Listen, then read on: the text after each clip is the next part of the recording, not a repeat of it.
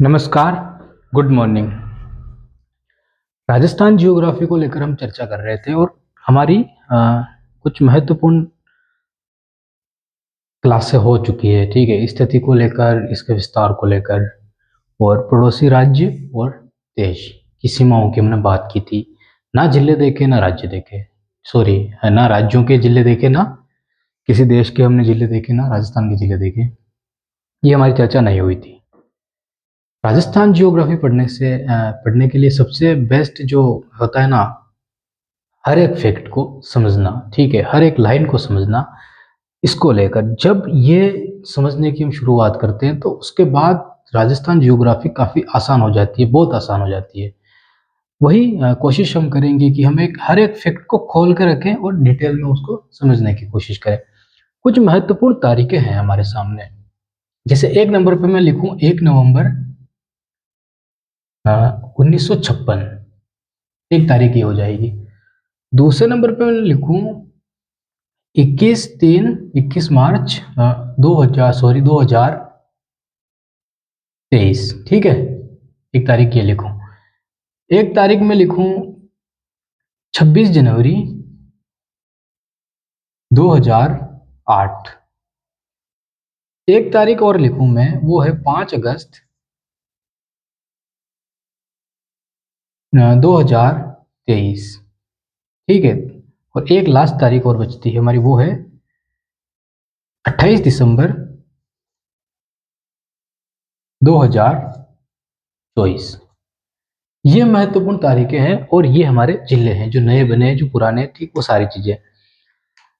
हर एक चीज को समझने के लिए हमें फैक्ट को आधार बनाना पड़ेगा राजस्थान जियोग्राफी, क्योंकि राजस्थान बहुत बड़ी चीज है, ठीक है, राजस्थान। और क्वेश्चन काफी हल्के पूछे जाते हैं, काफी ऊपर से उठा लिए जाते हैं और हम काफी डीप में पढ़ने लग जाते हैं। कोचिंगों की यही एक खासियत होती है कि वो काफी डिटेल में हर एक चीज को खोद खोद के लाते हैं। और जो क्वेश्चन पूछे जाते हैं वो 2 या 3 डिफिकल्ट पूछ लिए जाते हैं, बाकी सारे क्वेश्चन आसानी से हम आ जाते हैं, आंसर, सारे आंसर। लेकिन हम क्या करते हैं कि ज़्यादा लोड ले लेते हैं चीज़ों को लेकर, तो इतना लोड नहीं लेना। ये तारीखें हमारे सामने हैं, ये जिले हमारे सामने हैं, तो हमें समझने की आवश्यकता क्या है? हमें देखना है, याद करना है, बस, और क्या है? ठीक है, हमें समझना है और याद करना है, तो कोई रटने की आवश्यकता नहीं, कोई कुछ आवश्यकता। 5 तारीखें याद करनी है, उसके अलावा क्या करना है? 1 नवंबर तारीख इंपॉर्टेंट क्यों है? राजस्थान बनकर कंप्लीट हो गया। 49 में शुरू हुआ था, हमने पिछली क्लास में देखा था कि 49 में एक रियासत एकीकरण सचिवालय की गठन किया गया। 5 जुलाई को देखा था हमने, तारीख लिखी थी। सरदार वल्लभ भाई पटेल और वीपी मेनन। इतिहास हमने देख लिया क्या हुआ था, किस प्रकार सभी राज्यों को दे दिया गया कि आप जहां जाओ उससे मिल जाओ, सारी चीजें हमने देख ली।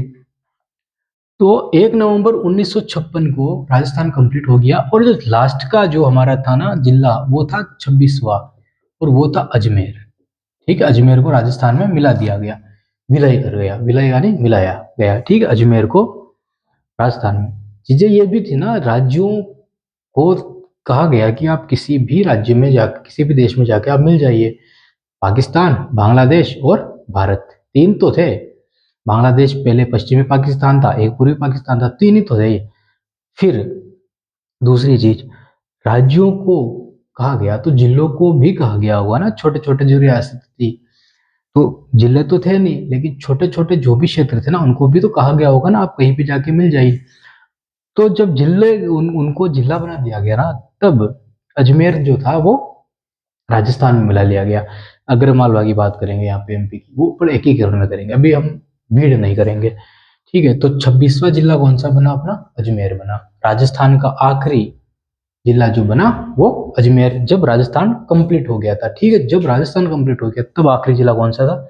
अजमेर। और कौन सा था? 26वां। मतलब कि राजस्थान में कितने जिले हो गए 1956 तक?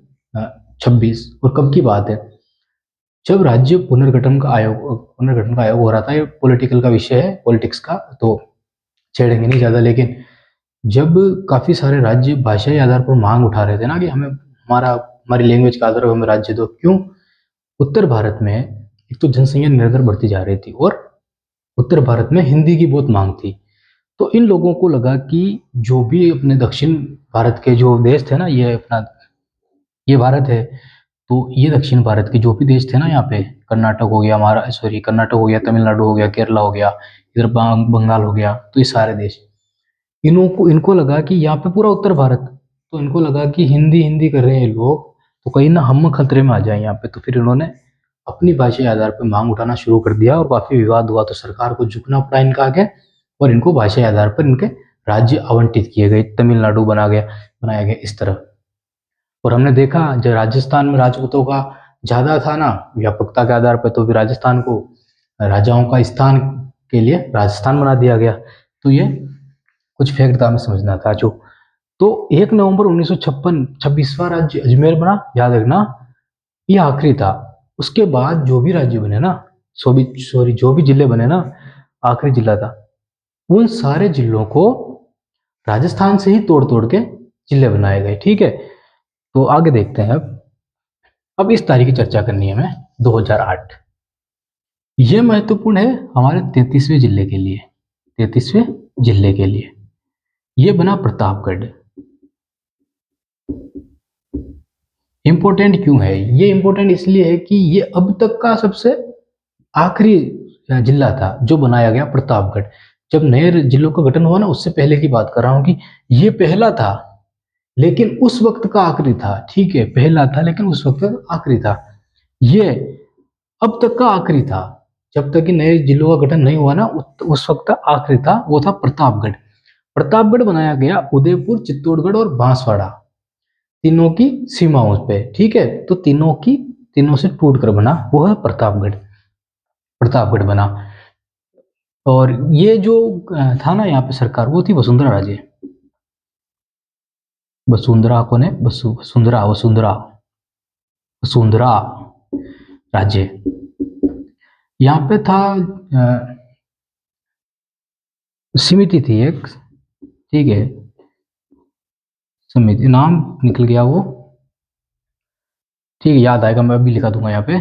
समिति थी, उसके द्वारा बनाया गया, ठीक है। उसके बाद वसुंधरा सरकार थी, ये समिति के द्वारा 26 जनवरी 2008 को प्रतापगढ़ एक जिला, नया जिला घोषित कर दिया गया। देखो मैं देख लेता हूँ अगर इसमें हो गई तो।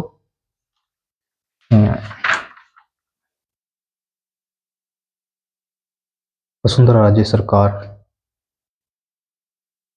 परमेश चंद्र समिति, यहाँ है इसमें परमेश चंद्र समिति, परमेश चंद्र समिति, ठीक है। समिति जो थी परमेश चंद्र की अध्यक्षता में एक समिति प्रतापगढ़ बनाया गया।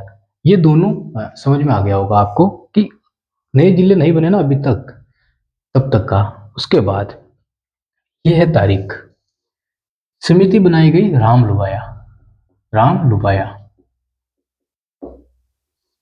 ये आईएएस रह चुके हैं, मुख्य चुनाव आयुक्त रह चुके हैं, ठीक है, चुनाव आयुक्त। जो मुख्यमंत्री थे ना, अशोक गहलोत, अशोक गहलोत। अब पता नहीं इनको क्या लगा, ऐसा क्या दिखा कि राजस्थान में 50 राज्य करने निकले थे। एक राज्य 2 राज्य बनाए तो बात ही होती है, 50 राज्य राजस्थान में टोटल मिला के कर दे तो वो छोटी मोटी चीज नहीं है। इतनी प्रशासनिक व्यवस्थाएं कैसे करेंगे, पुलिस वाले कहाँ से लाएंगे, टीचर कहाँ से लाएंगे, वो सारी चीजें हैं, ठीक है। तो लेकिन पता नहीं क्या सोच के कर दिया था इन्होंने। अब आप यहाँ पे क्वेश्चन मत उठा देना कि क्षेत्रफल तो वही है ना, तो पुलिस वालों की क्या बढ़ाने की क्या आवश्यकता है। तो देखो बढ़ाने पड़ते हैं, जनसंख्या बढ़ रही है, ठीक है। अभी डॉक्टरों को स्थिति देख लो, 10 लाख पे एक डॉक्टर है हमारे देश में भी।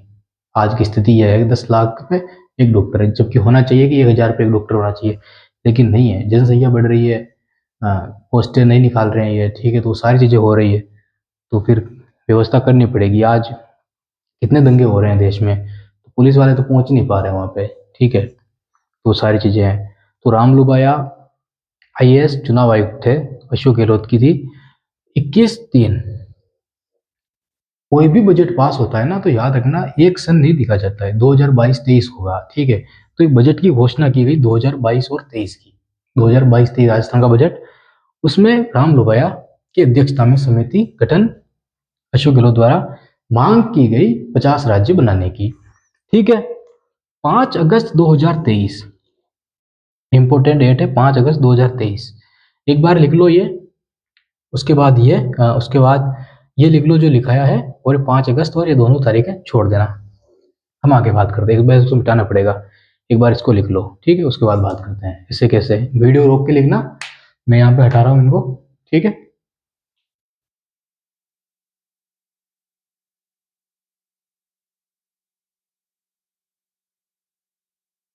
अब देखना आगे, जैसे ही ये सब हुआ, ये रहा 5 अगस्त, समिति ये जिले बना दिए गए 50। समझना, एक एक चीज को आसानी से समझना। 50 जिले, हिंदी में लिख देते हैं जिले, और 10 संभाग। अब संभागों की बात के लिए पूरा एक टॉपिक है अपना, तो यहाँ पे छेड़ेंगे नहीं, लेकिन मैं बता देता हूँ कि पहले 5 संभाग थे, फिर 7 किए गए, फिर वापस 10 कर दिए गए, और फिर वापस 7 कर दिए गए। तो 10 किसने किए? अशोक गहलोत सरकार ने। समिति ये रही आपके सामने।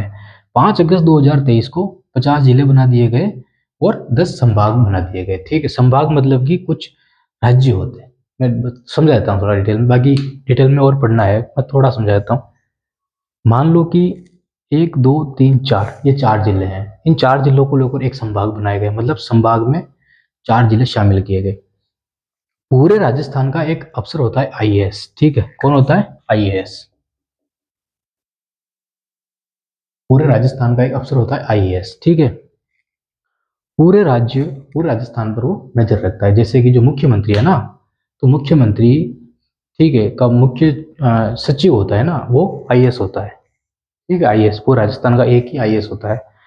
वो आईएएस इन संभागों के लिए संभाग आयुक्त घोषित करता है, ठीक है, बनाता है संभाग आयुक्त।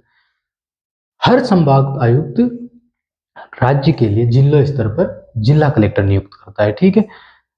ये नियुक्त नहीं कर रहा है, इनका ट्रांसफर कर सकते हैं ना, तो वो ट्रांसफर कर देते हैं। जो भी इनको गलत लगता है कि हाँ ये हमारे साथ नहीं चल रहा है, ये हमारे विपरीत जा रहा है, उसका ट्रांसफर कर देंगे, क्योंकि जंगलों में फेंक देंगे, ठीक है। तो समझना कि वो नियुक्त करते हैं, इधर को इधर फेंक दिया, उधर का। अभी जो जैसे ही भजनलाल सरकार चेंज हुई, काफी सारे आईए अफसरों का ट्रांसफर कर दिया था, तो वो सारी चीजें हैं, तो ये नियुक्त करते हैं ऐसे। ऐसा नहीं है कि ये बनाते हैं, खुद नहीं बना पाते, नहीं बना सकते, वो पढ़ाई पर करके आते हैं, उनको हटा नहीं सकते, वो बस ट्रांसफर कर सकते हैं। तो वो नियुक्त करते हैं, नियुक्त मतलब कि कहीं दूसरी जगह भेजना और वहां पर उसको नियुक्ति देना, ठीक है। तो नियुक्त करते हैं, तो हर संभाग आयुक्त नियुक्त होता है, और फिर संभाग आयुक्त में आईएएस, सॉरी आरएएस, ठीक है। राजस्थान की सबसे बड़ी पोस्ट कौन सी है? आरएएस।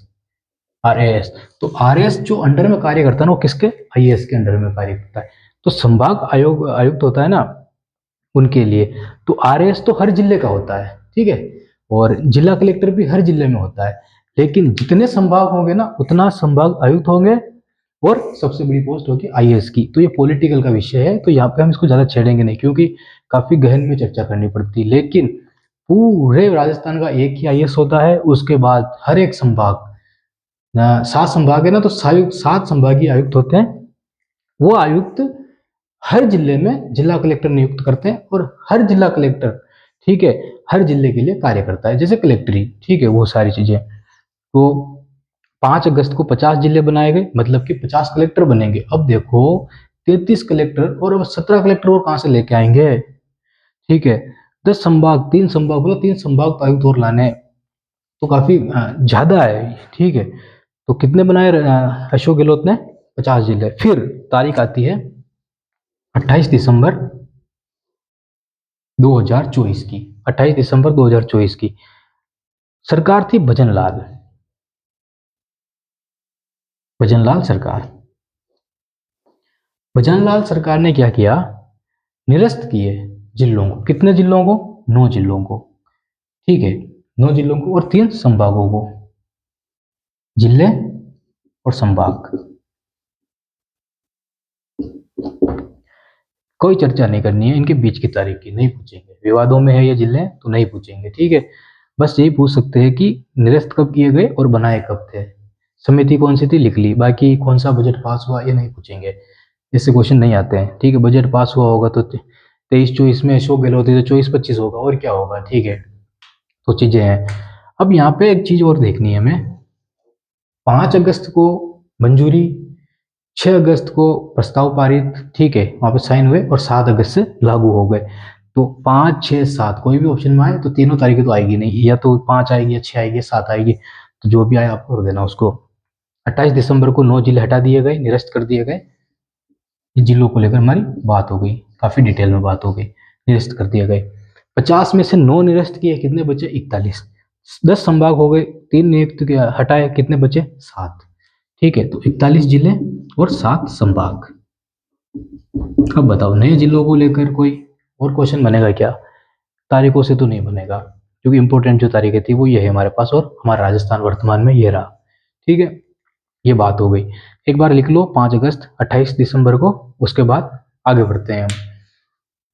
ठीक है, अब एक काम करना आप, मैं लिखाऊंगा तो भी बात फैक्ट की होगी, ठीक है, और एक काम करता हूँ, मैं बोलता हूँ, आप लिख लेना। ये लिखने के वीडियो रोक के लिख लेना, और उसके बाद मैं बोल रहा हूँ वैसा का वैसा लिखना। नवीनतम जिले एक तरफ, नवीनतम जिले, दूसरी तरफ लिखना गठन। ठीक है, गठन, बस और कुछ नहीं। और एक और लिख देना आप, लिखना चाहो तो, वो है किससे अलग हुए, जो किससे अलग, ठीक है, अलग हुए जो लिख देना।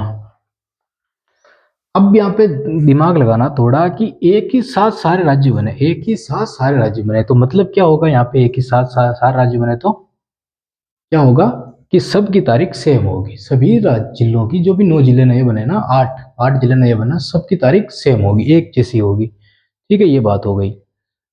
अब यहाँ तक हमारी चर्चा चल रही है, तो एक काम करो, एक बार, हाँ लिख लिया आपने, मैं बोल दिया था। चलो आगे बढ़ते हैं, जिलों को देखते हैं।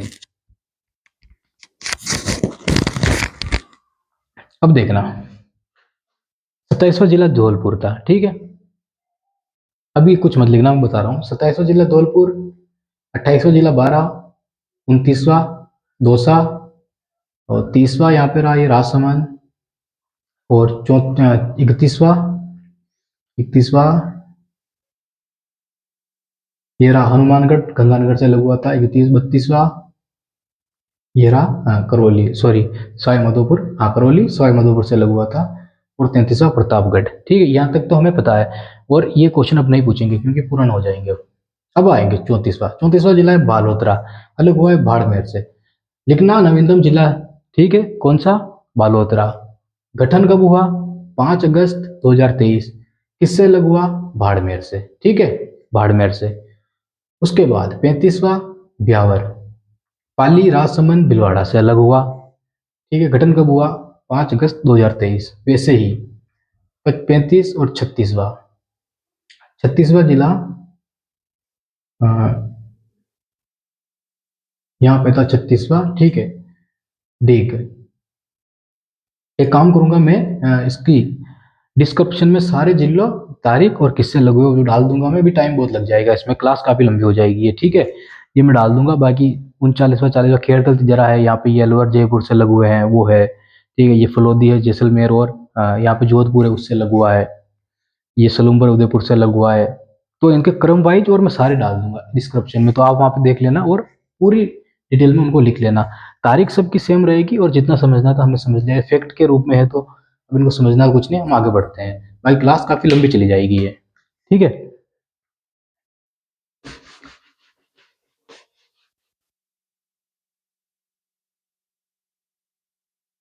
अब जिलों की तारीख हमें पता है, हमें तो बस इतना याद रखना है कि कौन सा जिला कब बना है, बस। सॉरी, कौन सा जिला किससे अलग हुआ है, और नंबर क्या है, कौन सा जिला कितने नंबर पे आता है, बस इतना। बाकी तारीखें वारीखें सब याद होगी हमें। अब हमें एक चीज और देखनी, इंपॉर्टेंट चीज, काफी इंपॉर्टेंट है। स्थिति देख ली थी हमने, और अक्षांशीय विस्तार हमने देख लिया था। यहाँ पे हमने देखा था 23 डिग्री 3 मिनट, ठीक है, 23 डिग्री 3 मिनट। यहाँ पे है 30 डिग्री 12 मिनट। समझना यहाँ पे बहुत बड़ा टॉपिक, मतलब बहुत ही कठिन टॉपिक है, इसको समझना पड़ेगा, काफी आसानी से समझेंगे हम। यहाँ पे है 69 डिग्री 30 मिनट, और यहाँ पे है 78 डिग्री 17 मिनट, हमें पता है ये। पिछली क्लास में देखा था। एक और चीज है, राजस्थान को दो भागों में बांटे अगर, तो राजस्थान की चौड़ाई कितनी होगी और लंबाई कितनी होगी। तो हमें पता है राजस्थान की चौड़ाई ज्यादा है, तो 869 किलोमीटर चौड़ाई, ठीक है, और लंबाई 826 किलोमीटर, 826 किलोमीटर, ठीक है। अब क्वेश्चन ये क्या बनता है, क्वेश्चन सोचना, क्वेश्चन यहाँ पे ये बनता है कि इनका अंतर क्या है। क्वेश्चन बनता है कि अंतर क्या है, राजस्थान की लंबाई और चौड़ाई में अंतर क्या है। क्वेश्चन पूछा हुआ है इसलिए बोल रहा हूँ। ये तो हमें पता है, ये सबको पता है, तो वो हमें इनको माइनस करेंगे ना तब निकल के आएगी। जैसे कि 6 से 9 से 6 जाएंगे तो 3 बचेंगे, और यहाँ पे 4 और इधर 0, तो 43 किलोमीटर। तो इनके बीच का जो अंतर कितना है, 43 किलोमीटर। राजस्थान की चौड़ाई, चौड़ाई ये रही, ये राजस्थान की चौड़ाई, ठीक है, जैसलमेर से धौलपुर तक, सिलाना गांव धौलपुर, कटरा जैसलमेर। और ये है गंगानगर में, गंगानगर में कौन सा गाँव, हाँ एक निकल गया दिमाग से, ठीक है। और यहाँ पे नीचे बांसवाड़ा यहाँ पे, तो ये होगी लंबाई वहां से लगाकर वहां यहाँ तक, ठीक है। तो ये चौड़ाई और लंबाई राजस्थान की, पिछली क्लास में मैप में लिख रखा है ये सारी चीजें, चौड़ाई और लंबाई, ठीक, अंतर 43 किलोमीटर का। ये तो हमें समझ में आ गया, ये तो बहुत आसान है, ठीक है। कठिन चीज है ये, और इसको ही समझना है। इसको समझ गए तो राजस्थान की स्थिति और विस्तार काफी आसान हो जाएगा, हमें फिर ज्यादा रटना नहीं पड़ेगा, ठीक है। सबसे पहले बात करेंगे देशांतर, राजस्थान की देशांतर स्थिति। क्वेश्चन यही बनता है कि राजस्थान की देशांतरी स्थिति क्या है। हम लिख के आते हैं वहां पे 69 डिग्री ईस्ट से 78 डिग्री 17 मिनट। चलो ये तो याद है। क्वेश्चन बना राजस्थान के अंदर कितनी देशांतर रेखाएं गुजरती है। अब हो गए कंफ्यूज, करना कुछ नहीं है, 69 ध्यान है, 78 पता करना, 78 ये दोनों हमें आंकड़े पता है, जोड़ लेना। 69 के बाद क्या आता है, 70, 70 के बाद 71, 71 के बाद 72, 73, 74, 75, 76, 77 प्लस 78, ये हमें याद है। गिनती तो आती है ना हमें 100 तक, ठीक है। कुछ नहीं करना, एग्जाम में क्वेश्चन भी आ जाए ना तो ये करना, 1 मिनट 30 सेकंड में आपका आंसर आ जाएगा, ठीक है। रटना अटना काम नहीं है यहाँ पे। 70, 71, 72, 73। अब सोचना है यहाँ पे, हमने ये 69 30 डिग्री लिखा ना यार, ठीक है, इसको हमने, ये 30 डिग्री प्लस है, इसमें ध्यान रखना। अगर हम 69 के बाद 70 करेंगे ना, तो ये 70 अपने आप में 1 डिग्री पूरा होगा क्या, नहीं होगा, ये -30 होगा, ठीक है, -30। अब -30 क्यों होगा, एक 60 मिनट हम में कितना डिग्री होता है, 1 डिग्री। ये जो पीछे आते हैं ना इनके, जैसे कि 1 डिग्री बराबर 60 मिनट होते हैं, इस वो वाली डिग्री, वो वाली नहीं, समय की बात नहीं हो रही कि 1 डिग्री बराबर 4 मिनट, वो वाली नहीं। जैसे ये नहीं आता आगे 2 डिग्री 4 मिनट, ठीक है। तो ये जब 60 होंगे ना, तो यहाँ पे 3 डिग्री हो जाएगी और इधर 0 हो जाएगा। ये जब 60 होंगे तो ये 4 5 6 बढ़ते जाएंगे, जब 60 हो जाएंगे 100 तक नहीं जाएंगे, ये 60 तक ही जाएंगे और इधर 1 डिग्री बढ़ जाएगा, ठीक है। तो इस तरह ये है 30, तो 30 प्लस है ना, तो 70 में से हमें कितना माइनस करना पड़ेगा, 30 मिनट माइनस करने पड़ेंगे, ठीक है। 30 मिनट माइनस करेंगे तो यहाँ पे कितना बचेगा, आधा ही बचेगा, ठीक है। तो ये पूरा नहीं होगा, फिर जोड़ लो इनको, 1 2 3 4 5 6 7 8 9, 9 हो गए। अब 9 डिग्री हो गई, ठीक है। इधर है 17, इधर कितना है 17। अब हमें माइनस करना है यहाँ पे 30, ठीक है। 60 में से हम माइनस करेंगे 30 डिग्री, तो कितने आएंगे, 30, 30 आ गए, और 30 और कितने प्लस करेंगे यहाँ पे 17, तो 30 प्लस 17 कितने हो जाएंगे, 47। अब या तो आप इसको याद कर रख लो, ठीक है, या तो आप इसको याद रख लो, छोटा सा है कि राजस्थान से कितनी देशांतर रेखाएं गुजरती है, 9 डिग्री 47 देशांतर रेखाएं इनके बीचों बीच गुजरती है, ठीक है। ये याद रखना काफी इंपॉर्टेंट है, क्योंकि जब राजस्थान का हम समय देखेंगे ना बीच वाला, कि यहाँ पर पहुंचने में कितना समय लगता है सूर्य को, तब ये चीज निकल के आएगी। इसलिए हमें ये याद होना काफी आवश्यक है। या 2-4 बार आप ट्राई करना, इसको ध्यान से देखना, ये चीज निकल के आपके सामने आ जाएगी। यही चीज हमें वापस इसमें देखेंगे तो 23, 24, 25, 26, 27, 28, 29, 30। तो 23 से शुरू नहीं करेंगे, 24, 25, 26, 27, 28, 29, 30। ठीक है, 30 तक जाएंगे तो 24 और 6 और एक 7, 7 हो गए। तो उसमें से माइनस क्या करना पड़ेगा, 3 डिग्री, किसमें से, 12 में से। तो कितने हो जाएंगे, 9। ठीक है, तो 9 डिग्री और इधर 60, 24 और 6, 7। ठीक है, 7 डिग्री 9 मिनट ये आएंगे। अब क्वेश्चन पूछेंगे कि इनमें अंतर क्या है, 47 माइनस 7 डिग्री 9 मिनट, ये अंतर आपको निकालना है। मैंने समझा दिया है, मिनट से मिनट माइनस करना और इससे इसे माइनस करना, इसके बीच का अंतर आ जाएगा। यहाँ तक आपको समझ में आया नहीं आया, अगर नहीं आया हो तो कमेंट में करना, एक बार वापस समझाऊंगा। और अगर फिर भी नहीं आ रहा हो ना, तो भूगोल वाली अक्षांशीय रेखा और देशांतर रेखा भारत के भूगोल में, उसमें समझना उस चीजों को।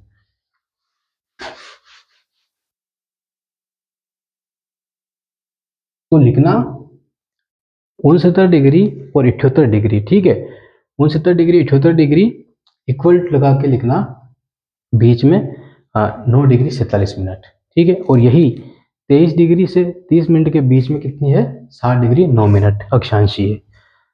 यहाँ तक कंप्लीट हो गया हमारा। ठीक है, एक बार ये अक्षांश रेखाएं लिख लो, फिर बिना देखे देख उनको लिखो आप, ताकि आपको समझ में आएगा। उसके बाद आगे बात करते हैं हम।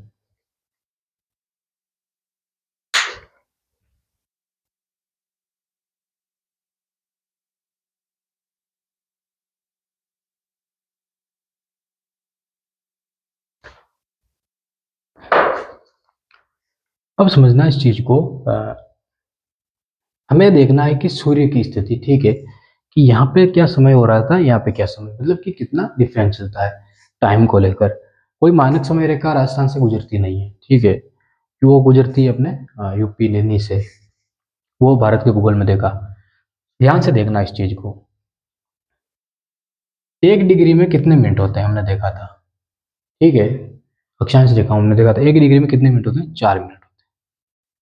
इनके बीच का कितना अंतर है, इनके बीच का अंतर कितना है, तो कितना है, 8 डिग्री 47। और पिछली हमने 9 लिख दिया था। ठीक है, 9 नहीं है, 8 डिग्री हमने माइनस किया था ना, समझ रहे हो ना, यहाँ पे माइनस किया था हमने, तो उसको भी जोड़ दिया, 9 नहीं है, 8 डिग्री 47 मिनट है। ठीक है, वहां पे भी आप एक बार वापस देख लेते हैं उसको, हमने माइनस कर दिया था, 9 लिख दिया था। देखना, इस कंफ्यूज हो गए होगे आप। 69 डिग्री 30 मिनट और 78 डिग्री 17 मिनट, इनको जब हम निकालेंगे तो 69, 70, 71, 72, 73, 74, 75, 76, 77, 78, 9 डिग्रियां, 9 देशांतर हो रही है। ठीक है, टोटल हमें माइनस करना है 30 डिग्री, तो 9 में अब 9 डिग्री। ठीक है, अब इसमें माइनस करेंगे हम 30 मिनट, इधर अभी जीरो है वर्तमान में। ठीक है, जीरो है, 9 डिग्री और जीरो, हमने 9 देशांतर रेखाएं निकाली, तो बराबर हमें इस 9 में से डिग्री माइनस जीरो, जीरो से माइनस करना है कितना, 30 मिनट। 0 डिग्री 30 मिनट माइनस करना, तो 8 डिग्री और 30 मिनट आएगा कि नहीं आएगा, आएगा, 8 डिग्री 30 मिनट आएगा। तो हम फिर इसको प्लस करेंगे हम, कितना होगा, 8 डिग्री 47 मिनट, 8 डिग्री 47 मिनट। यही काम इसमें करेंगे तो कितना निकल के आएगा, 60 डिग्री और वो। ठीक है, तो अभी हमें देशांतर देख रहे हैं टाइम का। अब हमने देखा कि कितनी, 8 देशांतर रेखाएं और 47 मिनट। समझना इस चीज को काफी आसान है, काफी आसान है समय, हम ऐसे ही मतलब कंफ्यूज रहते हैं अक्षांश रेखाओं देशांतर रेखाओं में। 1 डिग्री में हमने मिनट देखे थे 4, तो 8 मिनट में गुणा करेंगे 4 से, कितना, 8 चौक 32, मतलब कि लगभग आधा घंटा सूर्य की रोशनी को धौलपुर से यहाँ पे पहुंचने में लगेगा। ठीक है, अब कैसे लगेगा, पृथ्वी घूम रही है अपने अक्ष पे। जब पृथ्वी घूमती है तो राजस्थान की स्थिति मान लो यहाँ पे है, और सूर्य की स्थिति, रोशनी भी यहाँ पे पड़ रही है इस तरफ। अब राजस्थान को घूमने में, पृथ्वी के साथ राजस्थान भी घूमेगा ना राज्य, घूमने में टाइम लगेगा, तो कितना टाइम लगेगा, आधा घंटा लगभग। उसके बाद 32 मिनट लगेंगे। 32 मिनट के बाद ये स्थिति है। अब 1 डिग्री में कितने मिनट होते हैं, देख बताओ, 1 डिग्री में 4 मिनट अभी देखे हमने। और इस 1 डिग्री को बनने के लिए हमें कितने मिनट चाहिए होते हैं, ये मिनट अलग है, ये मान लो इसको मिनट मत बोलो, आप कुछ और बोल दो, ठीक है, 60 आंकड़े बोल दो, ठीक है, 60 आंकड़े चाहिए हमें 1 डिग्री को बनने में, कितने, 60। हमारे पास कितने हैं, 47। तो मुझे बताओ 47 में मैं कितने मिनट निकाल सकता हूँ, अगर मैं इसको 60 करूंगा तो कितने आएंगे, 4 मिनट आएंगे, आएंगे कि नहीं आएंगे। 60 डिग्री 60 हो जाएगा तो 1 डिग्री हो जाएगी अपना में, और 1 डिग्री 4 मिनट हो जाएंगे, ठीक है। अभी ये 47, तो मैं कितने निकाल सकता हूँ, 3 मिनट निकाल सकता हूँ ना।